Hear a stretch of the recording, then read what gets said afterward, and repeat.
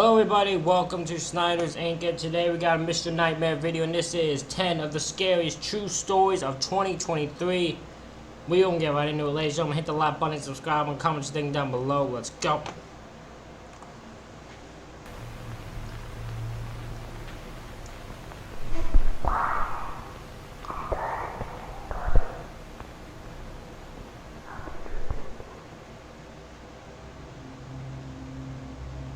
I once booked an Airbnb by myself in an area in Arizona that I had a job interview. Since it was so far from home, I made a short trip out of it. I went with this one specific Airbnb because it was much cheaper than any hotels I could find. It was about half an hour away from where I'd be interviewing for, which was fine with me. It was off some dead-end, secluded road, and it had a nice view of the desert in the backyard. I brought my laptop with me to get work done at my at-the-time current job during the day, so that kept me busy most of the days I was there. I stayed for 3 days. My interview was on the second day that I was there, which was a Tuesday. I would be leaving Friday, so on Monday, the night before my interview, I was I just thought something. So, if your thing is so far away, your interview area, that you have to relocate to an Airbnb just to be there for the interview, is that really the place you should be applying? I think maybe you should apply somewhere more closer to you know what I'm saying? practicing interview questions for this specific company, and just generally getting some last-minute knowledge on their firm. I was doing this on my laptop in the living room of the little house, probably around 9 p.m., and there was a tap at the window. I say tap because it wasn't exactly a knock. It sounded more like it could have been someone's finger. My head, of course, swung to the left to look at the window in reaction. I didn't see anyone, but it was also pitch black outside. I was kind of scared to look out the window, but I had to be a man and just do it. And there was no one as far as the eye could see. Just darkness. Of course, maybe it could have been a bug hitting the window. We've got some pretty nasty bugs here after all. The next day, I got through my interview and thought I did pretty well. So for the rest of my little trip there, I explored different parts of the town in my car, ate at different restaurants, and sat in the backyard and relaxed in the sun. Little did I know, I was likely being watched while I was in the backyard. That night, I was inside watching Breaking Bad on Netflix when it happened again. A single tap at the window. Now it was obvious it wasn't a bug. I was even more disturbed now, but once again rushed to the window. Even though I saw no one, that didn't mean someone wasn't out there. I checked the windows by the front door, then opened the door and looked outside for a second. Since there was no one there, I went back inside and then went to the back door. I stepped outside onto the back porch and looked out to the desert behind the house. Silence and darkness. And then I heard a click. A sound someone made, like clicking their tongue at the roof of their mouth. It was off in the distance, beyond the light from the house. It was out somewhere in that cold desert. I felt as though someone could be hiding behind any number of those bushes, watching me and toying with me. I yelled out, and almost as if they did it in response, there was another click. I pinpointed the direction it came from, and looked that way. I could see someone now, standing not too far away, dressed in dark clothes, blending into the darkness of the desert. I started walking a little closer, then stopped, realizing I didn't want to get any closer to that person. I called out, "You're on private property. I'm going to call the cops if you don't leave." And I saw the person eerily quickly walk away. I theorized it was the Airbnb owner, but obviously that was a stretch, and I didn't really know what to actually think. The night following, I was in my bed on my laptop watching Breaking Bad again before going to bed. I think I watched 2 episodes, so I was doing this for about an hour and a half. I didn't hear any noises in the house, though I was definitely giving thought to that encounter from earlier while watching the show. When I finally turned off the light in the room and tried to fall asleep, within 10 seconds, there was a click sound again, muffled from the inside of the closet. I looked at the closet door, which was open just a crack. Then, a pretty natural response, I sprang off the bed, still in my PJs, and ran to the car. I sat in the driveway with the car running, and I called 911. I stared at the house as I spoke to the dispatcher, waiting to see if someone would come out, because all of my stuff was still in there. A police car arrived, and upon entering the house, we did a quick investigation of the house together. It was very small with not many places to hide. Conclusively, I still packed my stuff and left that place that night for a nearby hotel. I contacted both Airbnb and the host, and I was only able to get a partial refund for my stay. I still think it may have been the host of the Airbnb. I mean, who else would have access to the house? There were no signs of forced entry, which leads me to believe whoever it was may have had a key. But maybe I'm wrong. Maybe it was a stranger who snuck in at an opportune time.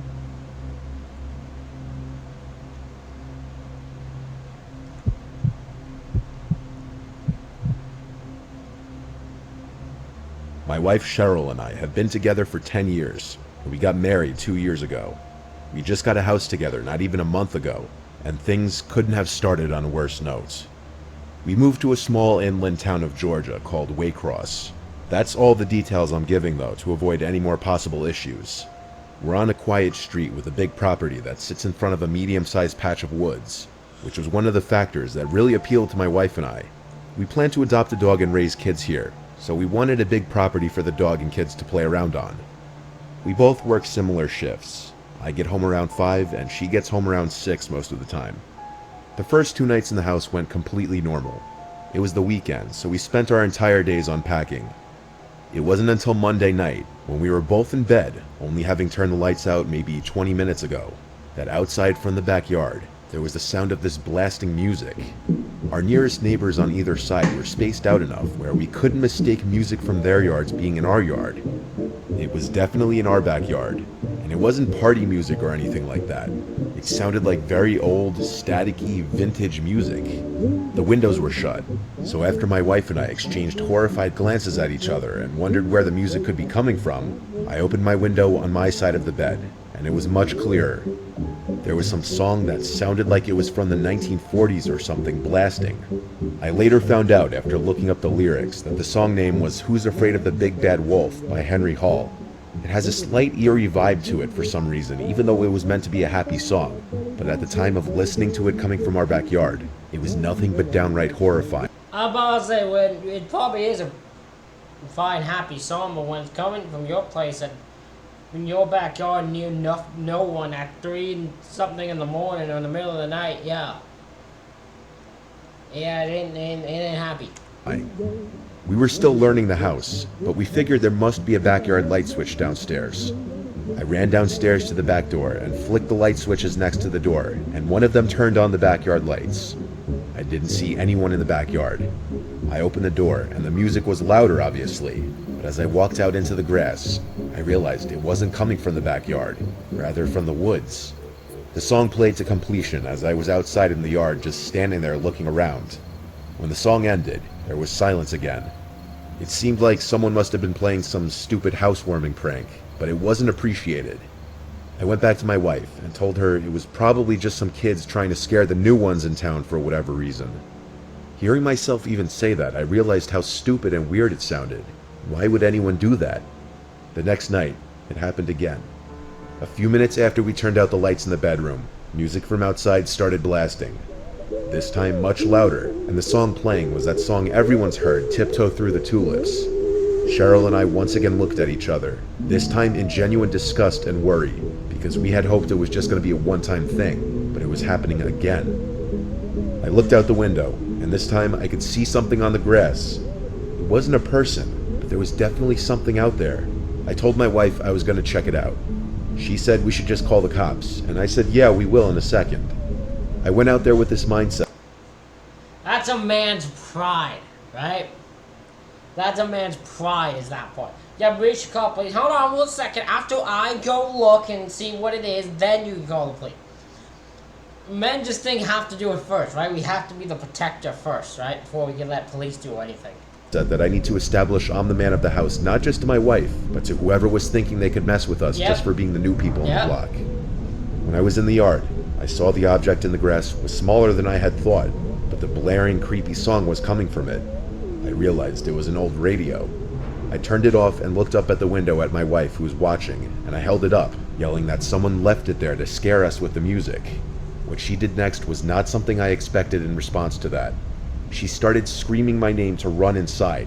She kept screaming, "Run." I yelled, "Why?" And she screamed back, "There's people standing behind you." This statement made my heart skip a beat, and I turned around to face the woods. I saw 3 figures standing like 6 feet apart from each other, clearly facing my direction. They weren't running at me, they were just standing there. I yelled, "Oh shit," and ran back inside the house, slamming the door behind me. My wife was upstairs, hysterical, crying already. I told her I'd call the cops, and I did. They arrived thankfully not that long after. All the while, we were scared to hear knocks at one of the doors or windows. My wife and I desperately explained the situation to both of the police that arrived, and I showed them the radio on the ground. I asked them if they could take it back with them as evidence for prints, and told them I only touched the top part with the handle. They did take the radio. They also checked the front of the woods with their flashlights for a few minutes, probably just as a deterrent to the people in the woods to stop their behavior if they were still there. When the police left, honestly, we went right back to feeling vulnerable and scared, but thank Christ the people never returned. This was only a few weeks ago, though. God forbid they came back, I'd try to get it on video.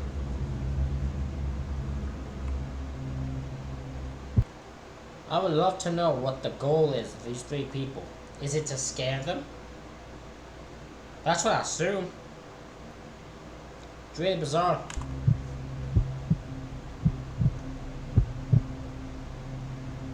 I've worked as a nurse in multiple hospitals and facilities. Before the current hospital I work at, I worked at a geriatric hospital 30 minutes from my house. I had experience working with older patients before, so this was nothing new to me. I had been working at this hospital for only a couple of weeks, and you'll soon understand why. This was on my second to last shift at this hospital, unbeknownst to me at the start of that night. I was working the graveyard shift, and I was running on negative hours of sleep. I was assigned to the Alzheimer's ward. The patients in this ward absolutely adored me. My presence as a young girl in her 20s among the residents of this ward who were otherwise left to themselves to float around in their minds, I'm sure saw me as a breath of fresh air, someone who could tie them to the now or to the everyday. If you're just left to yourself, you can mentally go to other places, but with someone else in your space, you're tied to that moment in time.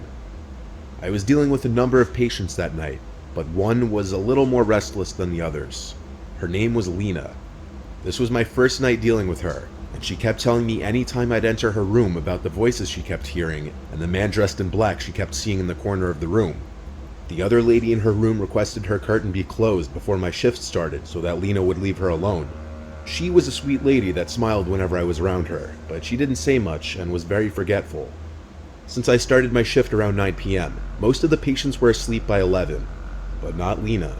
Whenever she called me into the room, she'd be frightened of these alleged voices she was hearing, and the man in black that kept staring at her in the corner of the room. Not gonna lie, it was creeping me out a little. I believed that in her mind she was seeing and hearing these things, and I sympathized with her because I imagined them to be very scary. But still, I tried my best to calm her down and get her to go to sleep. I didn't want to turn on the TV to calm her down because I wanted to be courteous of the other patient in the room. I held Lena's hands and told her it's okay, to breathe and to relax. I reminded her that she wasn't here alone, and I was always just a call away. This seemed to do the trick. Lena relaxed for a while, and the next time I came in the room, she was asleep. Once most, if not all, of the patients are asleep, the night goes much slower. Time almost moves in reverse. An hour or two later, I was in the linen room stocking my cart when I heard something in the room. It was a relatively small, dead quiet room. I had the door closed too. That's why hearing another noise was weird. I turned, saw nothing, and resumed stocking my cart. Then I felt what I can only describe to be a hand on my shoulder. I looked at my shoulder, jumped, and screamed, but there was nothing on my shoulder. There was no one in the room. Yet I knew I felt something large basically grab my shoulder. I went out in the hall for a second to peek my head. No other nurses in sight. Dead quiet. I had nothing else to do but resume what I was doing. I continued stocking the cart until it was full. Then I turned to face the door, and I fell to the floor and started screaming as my heart was immediately in my throat. There was a man dressed in black standing outside the door, looking through the glass, smiling. My screams were loud enough to wake the entire ward. The man disappeared out of sight through the glass window of the door. Seconds later, the door opened and one of my fellow nurses came in to help me off the floor as I was hysterical. I asked her if she saw the man dressed in black. Her response was, "What man? There's no one else here." We checked all the rooms in the ward. There wasn't anybody dressed in black in there. My screams woke Lena from whatever light sleep she must have been in, and when I came into her room, she started talking of the voices. This time the screams, which she didn't know were my screams. I asked her what this man in black looked like, if he was smiling, and she looked at me, and I noticed her eyebrows point down, as her expression changed to look the most focused I'd seen her the entire day. She asked, "How did you know?" And even with my heart still racing, I felt it skip a beat as she said this. She started screaming now, screaming, "Get me out of here, he's coming." The other nurses came in and tried to calm her down.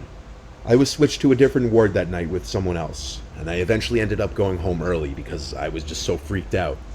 I texted the head nurse the next day that my next shift would be my last, that the experience traumatized me, and that I didn't really want to be in that building anymore. I got as friendly of a response as I could have hoped for. I've never been diagnosed with anything, nor have I ever dealt with hallucinations of any kind. I'm aware of the effects of lack of sleep, but this was next level. I don't know if my mind started playing tricks on me from what Lena was telling me all night, but the feeling of the hand on my shoulder, the image of the smiling man behind the glass door, matching the description a patient kept giving multiple times. This was one of those once-in-a-lifetime, unexplainable supernatural occurrences. At least, I hope it was once in a lifetime.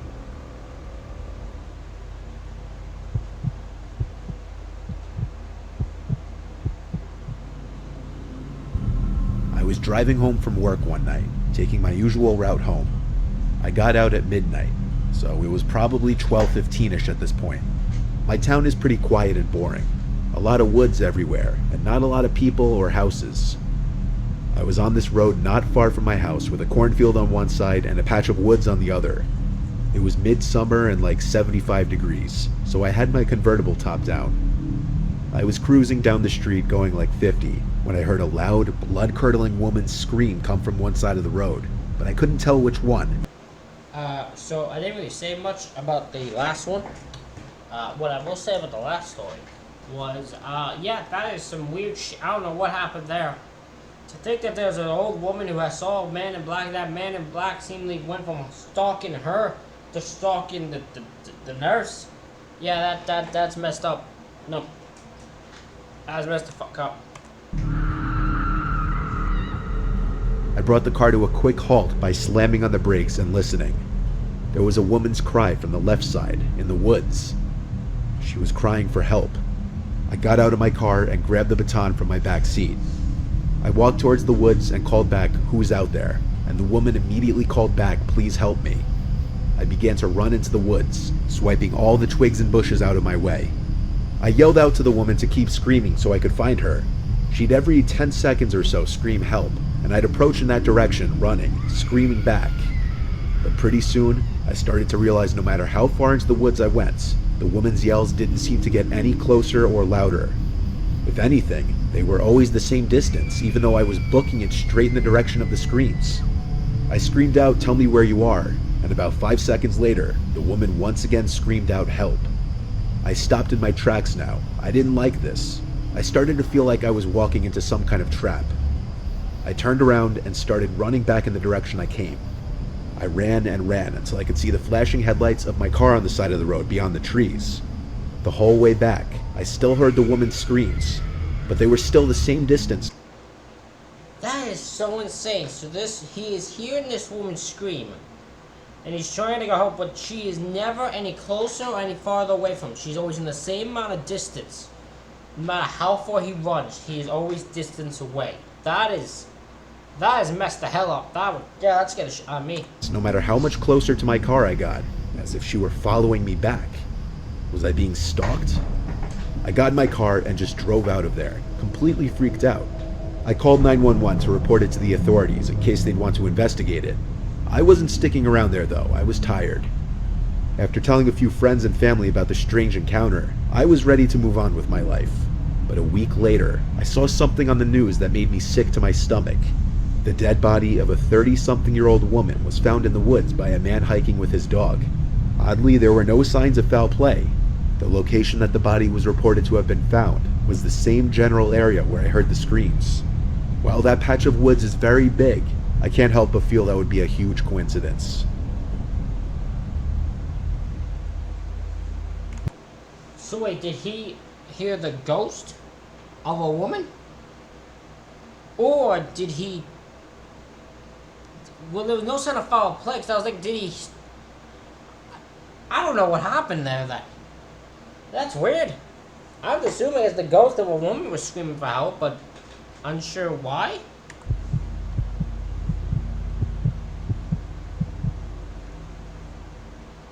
Back before my girlfriend Jenny and I officially started dating, we would still hang out all the time.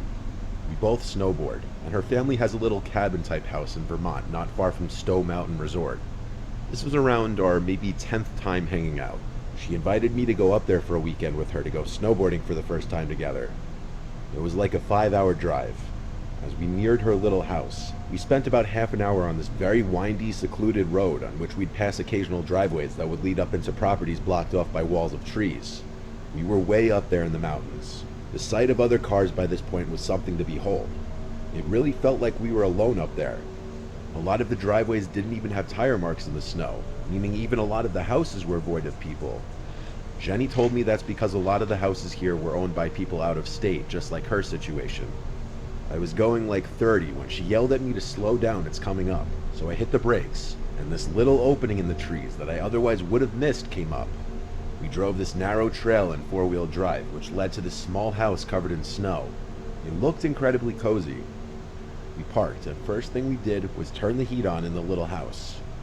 We unloaded our stuff inside, and since it was already getting dark that night, we just cooked some of the food we packed for dinner and watched a movie. Pursuit of Happiness, actually. So the house had just about everything: heat, electricity, except running water. Her family had jugs and jugs of water for important things like washing hands and plates and stuff. But there was no working toilet, so she told me we had to use the outhouse outside. I only had to go pee that night, so I just went out to the front deck and peed into the snow. It was also snowing out that night. We fell asleep at some point during the second movie we watched, and we woke up pretty early to our phone alarms. We wanted the freshies on the mountain. We started getting ready to drive up to the ski resort. After breakfast, I had to go out to the outhouse, though. I ran out to the outhouse in my shoes, and my feet started to freeze. On my way to the outhouse, though, I saw footprints in the snow. They were kind of big, but I couldn't tell if they were boot marks or animal prints. I followed the trail, and it actually wrapped around the house and then went into the woods. I called Jenny outside, and she came to look and said it was probably a black bear since they're everywhere up here. So I went, did my business, and we set off to the ski resort, where we had a good 8-hour run. I don't like the thought of the mountain. There's a black bear just all around there, and she's acting like so calm, cool, collected. I'd be terrified. Like, there's black bears all around everywhere you go. There's black bears. But I don't want to know that. You're giving me reasons why I don't want to stay here. Afterwards, we stopped at a diner to eat, and then went back to the house. By this point, it was pitch black outside and snowing again. We set up a fire and got the heat on full blast and started blasting some music. We started to drink, and eventually I had to break the seal and pee. But also, if I was throwing my boots on anyway, I figured I'd do all my business in the outhouse. I ran out into the snowstorm and to the outhouse once more. This time I slammed the door shut to prevent snow and cold air blowing in my face. I heard the blasting music from inside the house still. But then, over that, I heard the crunching sound of footsteps in the snow, passing the outhouse. "Jenny?" I yelled. No answer. The footsteps just walked away. I brought my phone with me, so I just texted her, "Are you outside?" It didn't immediately deliver, though, because my cell reception sucked up there. A few minutes passed, and I was still in the outhouse. I was just about to finish when the blasting music suddenly stopped. It was just pure silence, minus the sound of snowflakes hitting the ground outside. As soon as I stepped out of the outhouse, I realized it was pitch black out here now. The lights from the house were off. I figured maybe the power went out. I used my phone's flashlight and noticed a fresh pair of footsteps in the snow leading to the house. I followed the footsteps to the front door. They seemed to stop, then continue around the house. I banged on the door and yelled Jenny's name. Suddenly the door opened and an arm pulled me inside the house. It was Jenny. She slammed the door shut and locked it. She whispered that there was a man who tried to open the door, which she locked as soon as I went to the outhouse because she was scared being alone.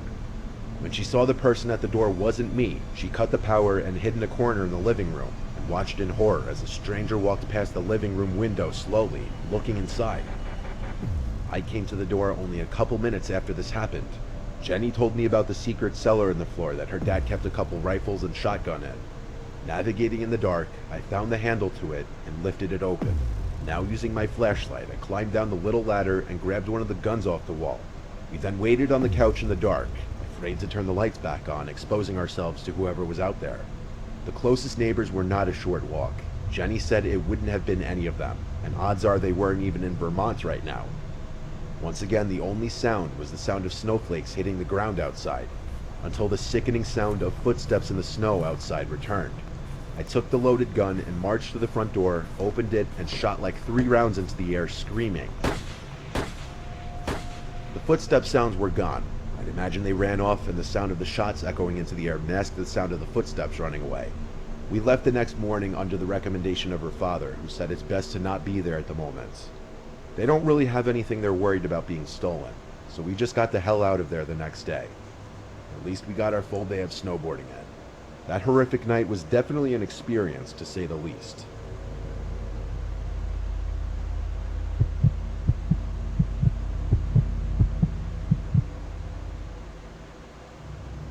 My name is Howard. I'm 25 years old, and I live on my family's farm. I help take care of it when my parents are out of town. It's just a little family farm, not a commercial farm or anything like that. My parents want me to take it over when they're too old to take care of it anymore, as I'm the oldest of 3 and the only son. But honestly, I don't really want to. I don't see myself staying in the middle of Arkansas my whole life, and especially not after something really weird that happened only last July. My parents were on a romantic trip for a week, and so it was my 2 sisters, Crystal and Morgan, and I taking care of the property while they were gone. There's not much around here. Lots of privacy and such, a little too much in my opinion. Except for this one night. It started later on in the night, as it was approaching time to go to bed. My sisters do college online. Crystal takes summer courses, and so she was in her room on her laptop doing work. Morgan and I were just hanging out watching some dumb show in the living room.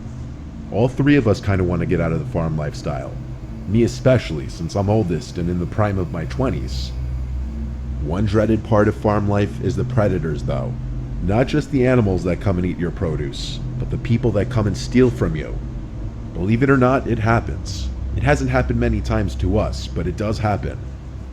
We have a few guns in the house for this exact reason. Our 2 dogs outside suddenly started going crazy in the backyard. Something spooked them for sure. I first thing went outside to the yard to see what they were barking at. They both were looking in the direction of the crops, going crazy. I yelled at them to shut up, and they went quiet. I stepped right in front of the crops and listened. I heard a whistling from inside of the cornfield. It was undoubtedly a human's whistling. This was the first time I was experiencing a trespasser on the property with my dad not here. I had to hurry inside to get one of the guns. The dogs started barking again. I told my sisters that someone's outside in the cornfield and I had to go chase them away. They both said that was a terrible idea to go run into the cornfield in the dark, and they knocked some sense into me when I realized they were right. I also realized how downright terrifying that would be. So instead, I went out back to the dogs once more going crazy, barking in the direction of the crops. I aimed the gun into the air and fired off a shot which echoed into the night, silencing the dogs. I also was on some kind of power trip in the moment and screamed out to get off our land as loud as I could. I felt that would have done the trick and went back inside. My sisters were both laughing, which caused me to laugh too, but our little laugh amongst each other didn't last long, because the dogs started going crazy again, even crazier this time. I went back outside, ready to do the same thing again, but I felt my heart skip a beat when I saw the guy standing about 20 feet from the dogs, right in front of the cornfield. He looked at me and I screamed, "Hey," at which point he ran into the cornfield. I started running over and fired another shot into the air. I stopped by the dogs. There was no chance in hell I was going in there. I wasn't about to leave the dogs out here either. I unclamped their chains from the hooks and brought them inside the house. I told my sister someone was sneaking around in the cornfield. So what did we do? We called our dad. He told me I had to be the man of the house and protect my sisters. Oh, that's not a good answer to say. That's not, I understand why the dad said that, but at the end of the day, my man was about to has been making. If it was for his sister, he'd be making some stupid choices. I don't know if that's the thing that beat into his head that he's supposed to be the man of the house. He recommended I fire another warning shot outside if whoever it was came back. After this, we all just gradually went to our respective rooms. My sisters each brought one of the dogs in their rooms, and I brought the gun in my room, just because we were all a little spooked by this. I had the window open, and as I was laying in bed watching a movie on my laptop, I heard a whistling from outside. I hurried to the window and looked out to see someone slowly walking in the grass. Then, like he had some sixth sense, he stopped walking and turned to look at my window, still whistling. This jerk was obviously trying to mess with us and scare us. A very stupid idea when I already made it clear I had a gun. I ran to grab the gun off the bed and aimed it out the window. I shot at the grass a few feet away from him, purposely missing, of course. This cut his little horror movie act short, and he ran out of view of my window towards the front of the house. This time he didn't come back. He'd have to be a fool to come back after that. I obviously told my sisters why I shot, and I assured them he would not be coming back. We never found out who it was or why. It could have been some teen or multiple teens just trying to scare some innocent farmers for fun, or it could have been an actually dangerous person.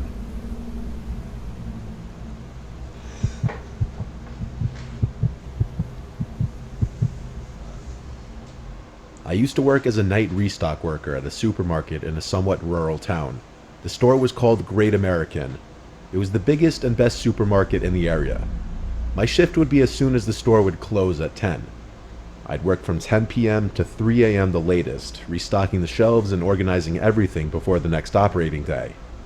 I of course had the keys to the store for the after hours.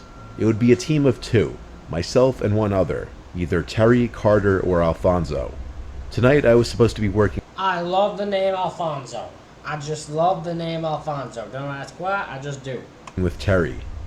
I arrived to the store and let myself into the back where all the inventory yet to be stocked was. I started my work using the pallet jack to bring a whole pallet of boxes out to the shopping floor. I started with the bread and nuts aisle, rotating the older loaves in the front and putting the newer loaves in the back. Halfway through, I realized I hadn't seen Terry yet. I walked to the back area of the store where the inventory was, where we'd leave our belongings. He wasn't back there yet. I left the back door cracked open with a door stopper for him when he would show up. So I went back to work for another half hour. And with still no sign of Terry, I once again went to the back of the store. He wasn't in there, but I noticed the back door was shut. I assumed that meant Terry was here somewhere. I went to open the back door and saw the door stopper was outside, which I thought was weird that he kicked it outside instead of bringing it in. I called Terry's name and it echoed through the room. He didn't call back, so I decided to call him. He picked up, sounding like he was in bed, and I asked him if he was at work. He said he wasn't coming in tonight because he was sick. Suddenly I got the chills.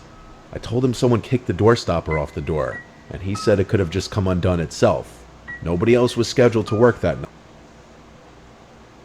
I mean, it's straight fairness, right? There's multiple. One, if he's sick, he should have told, and they knew that. Probably should have told him here. Second thing, even if I knew someone was coming in, the one thing I'm not doing is leaving my damn door a door partial for people to enter. No way. He can enter the door himself. Night. I told him feel better, and we hung up. I wasn't sure if I was convinced that the door stopper came undone itself, because I kicked it under the door pretty tightly. I did a quick look around just to make sure no one was in the back of the store, and when I didn't see anyone, I went back to work, though I felt a slight sense of unease the whole time. I was stocking the remainder of the bread when I heard a loud sound echo from across the shopping floor. Okay, now someone had to be in here. I got off my knees and went to the middle aisle that intersected all the other aisles. I looked straight down the aisle and stood there for a hot second, and all the way on the opposite side of the store in the dairy aisle, a man dressed in black walked past the middle aisle, looking down in my direction. I felt my heart drop. It felt like that scene from the movie Signs where the alien walks past the birthday party. I had to think logically, that maybe this was someone else filling in for Terry's shift that our boss didn't tell me about.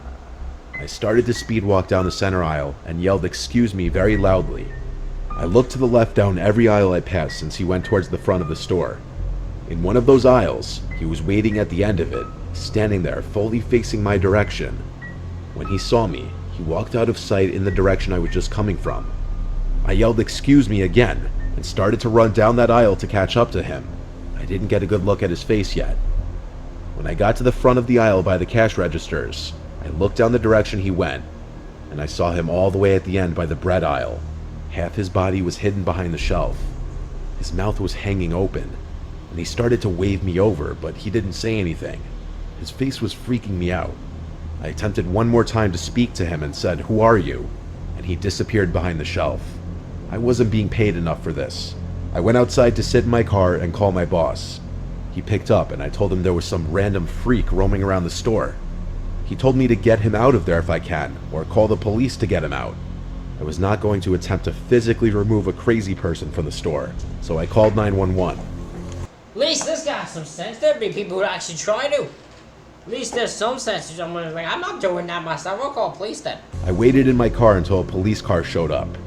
I greeted the officer and asked him to follow me inside. We walked around the place looking for the man, and we saw him at one of the aisles again, creepily standing there again as if playing a game.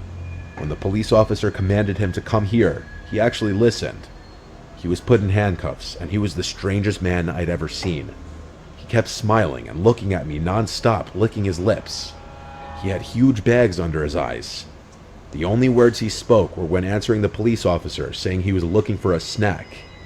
I didn't like the way he was looking at me as the police officer was walking him back outside to his car. It was this menacing, threatening smile that I haven't forgotten to this day. I continued my work after that. Needless to say, I never left any of the doors open again. Nope. Yeah, you ain't never gonna leave. Even if everyone tells you, hey, the boss is like, hey, I'm coming in, leave the door. But he's like, no, fuck that, I ain't leaving the door. But it's like, it's middle of the afternoon, I don't give a fuck. You ain't seen this, you didn't experience what I experienced last time I left the door open. I ain't ever leaving that door open again. Even for you. Nobody. A long time ago, I'm talking like 8 years ago, two friends and I, James and Sean, did something really stupid. But at the time, doing stupid things was what we did to pass the time. We're not really friends with James anymore, but Sean and I still talk often, and so oftentimes we'll talk with each other about this story. We were 19 years old. We lived in bumfuck New Jersey. Lots of vacant houses in our old town. And atop a hilly road not far from our houses was an abandoned church. Locals knew about the church. It was on a closed-off road, and it had been abandoned for many years. I'm not sure if it's still standing or what the current state of it is, as I live in Florida now. But James, Sean, and I, being the troublemaking thrill-seekers we were, came up with this genius plan of bringing a Ouija board to the church late one night. Yep, you did something very stupid. That is definitely the definition of very stupid. There's one thing I ain't doing, even if everyone tells me to do. Taking a Ouija board to a church. Ain't doing that, nope. There gotta be a certain amount of scraps before I even do one here. You ain't gonna go do one inside a church. No. Nope. Nope. I ain't gonna happen no more. Y'all ain't gonna pay me enough to do that, because the amount of money it takes, ain't none of y'all have the gall to donate to me. So yeah, that ain't happening. This was October, so I guess we were doing it in honor of spooky season. Sean had the Ouija board in his closet, so he brought it. I drove the three of us, so I first picked up James, then Sean, and we just drove straight towards the church. Since the road up the hill to the church was literally blocked off, we had to park on the side of the road and walk from there. We followed the road up the hill to the church, using one flashlight at first, so as not to overdo it and draw any possible attention. But once we were atop the hill, we pretty much all three of us turned on our flashlights. The church was surrounded by woods in basically all directions, and had a gravel parking lot alongside it. The church had been broken into a million times before, and was littered with graffiti, so the big front door was already ajar. Two of us had to work together to pull it open because it scraped on the floor though. Once inside, we naturally just looked around the place with our flashlights to make sure no one else was in there. It was definitely creepy being in that place at night. Sean set up the Ouija board. Then he pulled out these 3 candles from his backpack as well, and he laughed and said it would add to the experience.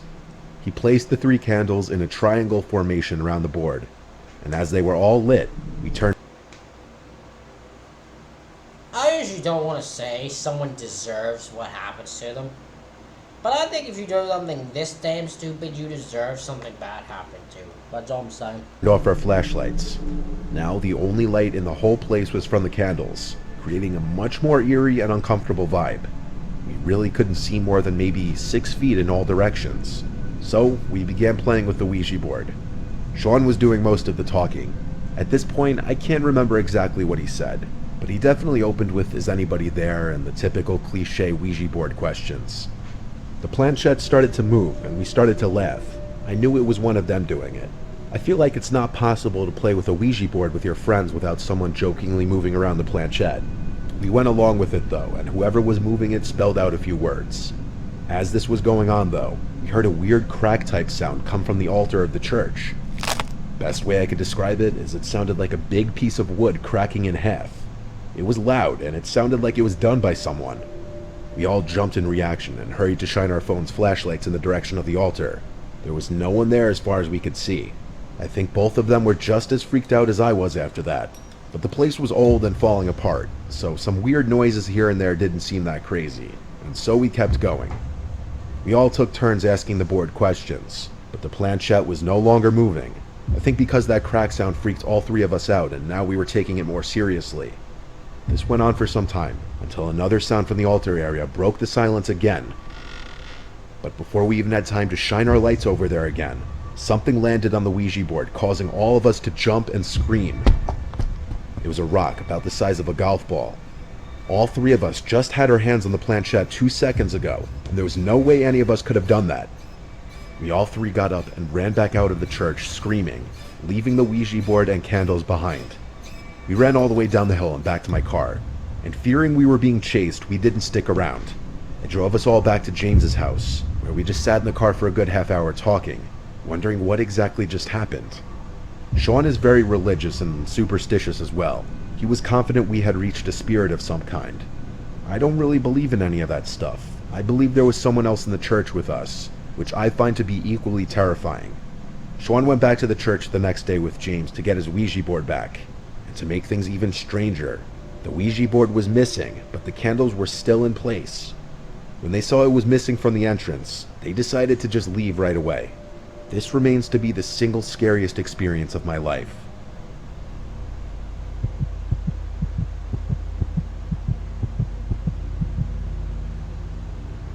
Years ago, I did the night shift at a gas station because I was strapped for cash and needed a second job.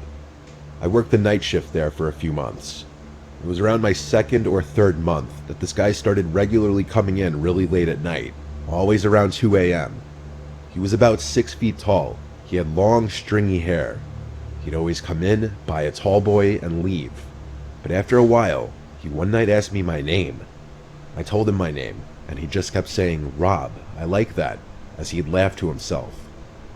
He cracked open the tall boy he just bought, and walked out of the store talking to himself. He was clearly hammered. This was the night I was curious to see if he had been drinking and driving every single time that he'd come to the store. I watched as he left, and he walked out of sight off the gas station property. That would make sense.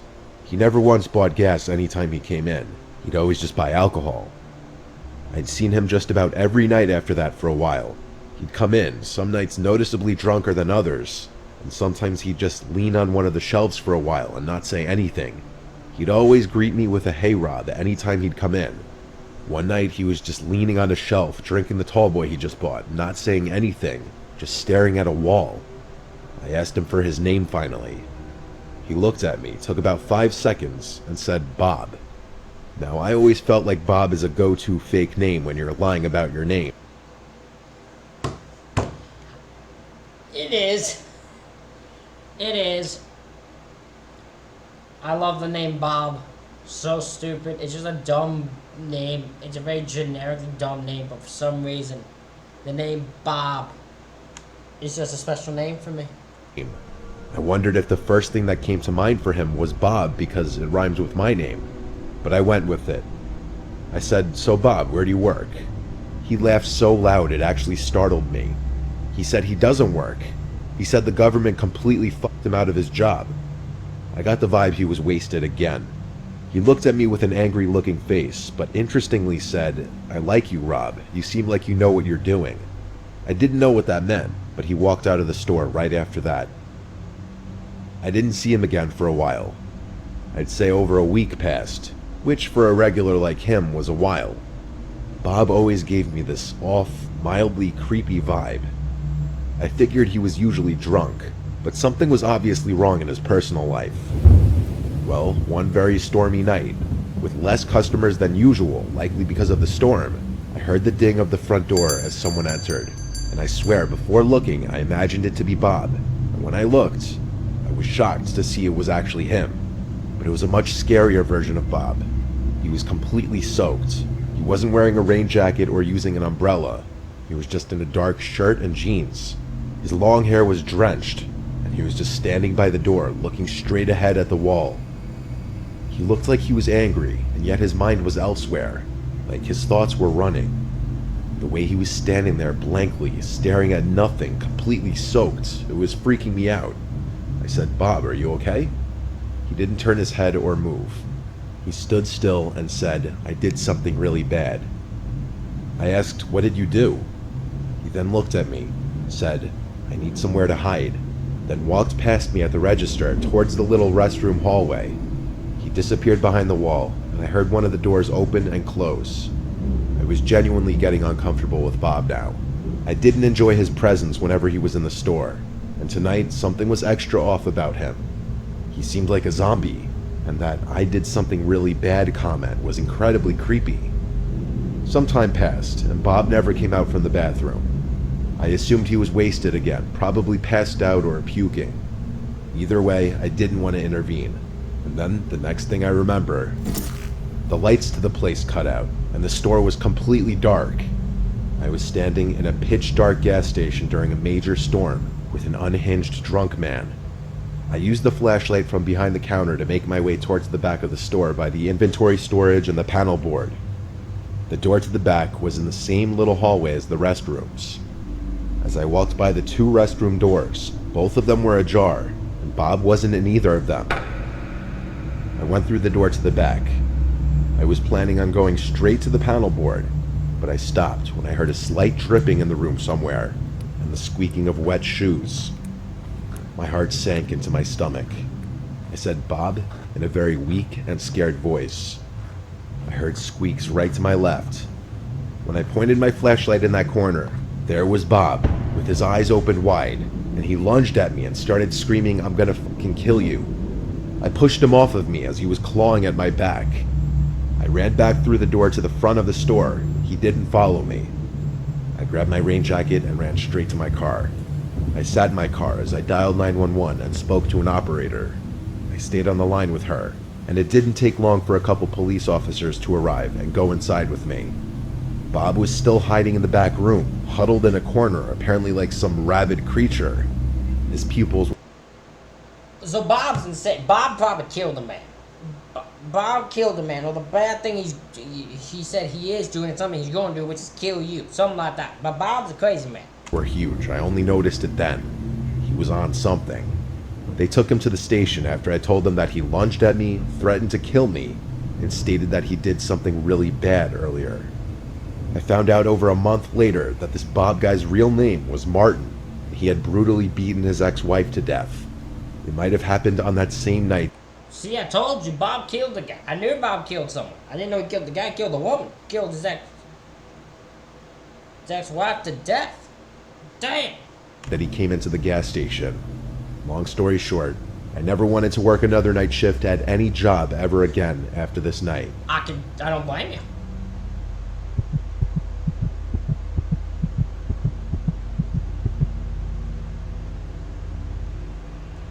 When I was 19 years old, I was still working at a nearby pizza place to help pay for food and gas and stuff. The job was always pretty easy. Just taking the order, boxing up the food when it's done, putting it in a bag, and driving it to the given address. I'd done it a million times before, and nothing weird ever happened. It was very repetitive. Tips would usually be around $3 to $5 depending on the distance. Sometimes more generous people would give 10 or more though. I remember this order was just a chicken parm hero and a regular slice. Smaller orders like this usually yielded lesser tips, but I didn't have a choice in which deliveries I did. I was on my way to the address, and of course, the house was apparently on a dead-end block. This block had a more rural feel to it than the rest of the neighborhood. One of the houses had an RV sitting on the grass with a small patch of woods next to it. The other houses looked like little farmhouses. There was a lot more space on this particular street. And then I pulled up to the address. It was this small, weird-looking house with a huge property, though. It sat next to what appeared to be an abandoned house with overgrown grass and shrubs. It was probably around 6 p.m. and it was getting pretty dark out, so it was around the time people would start putting on their lights inside their houses. But all the lights in the house were off, and I noticed the front door seemed cracked open. I began to walk over to the front door, and I heard a piano being played. It sounded like it was a couple rooms away at least, muffled by some walls or a door or something. I knocked on the door and then rang the bell after a few minutes, only the doorbell didn't work. The piano was still playing. I felt weird just walking in, so I walked around the property towards the back. The backyard was a literal mess, things scattered all over the grass. I even saw a broken, rusty chain-link fence just sitting in the middle of the yard. I went to the back door and knocked really loud. I looked through the glass of the door and saw nothing except for what looked like a really messy storm room. Clearly these people were not neat freaks, to say the least. When nobody answered the back door either, I went back around front and called one of the guys at the pizzeria to confirm the address with him. He took a second to check what he wrote down, and he confirmed that I was at the correct address.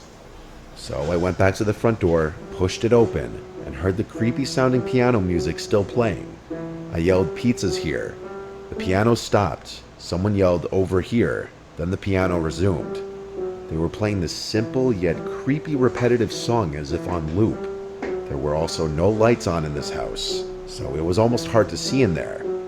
I walked straight, getting closer to the sound of the music. The smell inside the house was very musty and off-putting. When I got halfway into, I guess what you'd call the foyer, I felt very uncomfortable. I wasn't going to go any further. I yelled, "I'm by the front door, sir." The music stopped, this time for good, and now there was just silence. I backed towards the door again so that I would be closer to the outside. I was expecting to hear footsteps coming towards me, but no, it was just dead silent. I said, "Sir?" And a voice from another room said, "Yes, sorry, I have trouble walking. Could you just bring it in here, please?" I asked, "What room are you in, sir?" And he took a moment to answer back, "If you just walk through the living room, I'm in the dining room." There were no directions on the phone to do any of this, so this was very strange. I thought for a second about my next course of action. I felt bad leaving in the case that this was some old, feeble man just living in a messy house. I started walking through the living room, and there was an opening that led to what I presumed to be the dining room. Me being my overly cautious and paranoid self was still suspicious. Instead of walking straight into the dining room, I peeked around the wall just enough for one eye to see into the room. I saw the piano, but there was no one sitting at it.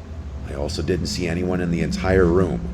With that, I quietly but quickly walked back towards the front door, shut the door behind me, and drove back to the pizzeria. I explained that I got a sketchy vibe inside the house. My boss was completely understanding, especially when the alleged customer didn't call back asking why I left. That said everything.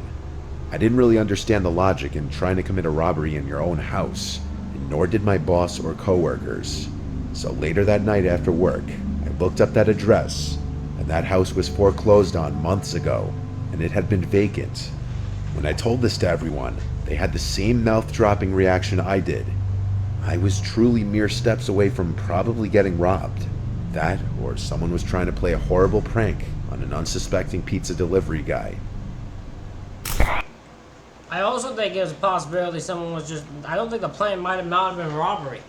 Might have been worse. You have no idea what they planned. So it could be that they were, planning to do even worse than a robbery. Know what I mean? Let me make me a bit bigger. There you go. Ladies and gentlemen, that is it for this reaction video. Let me know any creepy stories you experienced in 2023 in the comments. Hit the like button, hit the subscribe button. Thank you all for watching. I'll see you all for the next one.